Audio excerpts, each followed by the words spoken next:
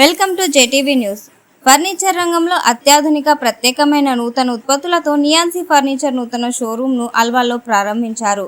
ఉప ముఖ్యమంత్రి బట్టి విక్రమార్క అల్వాల్లోని బ్రాంచ్ను ప్రారంభించారు. రిబ్బన్ కట్ చేసి నూతన అవుట్లెట్ను ప్రారంభించారు.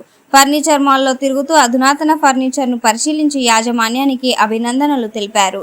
ఈ సందర్భంగా వారు మాట్లాడుతూ నూతనంగా షోరూంను ప్రారంభించడం సంతోషంగా ఉందని, వ్యాపారంలో గొప్ప స్థాయికి చేరుకోవాలని ఆకాంక్షించారు.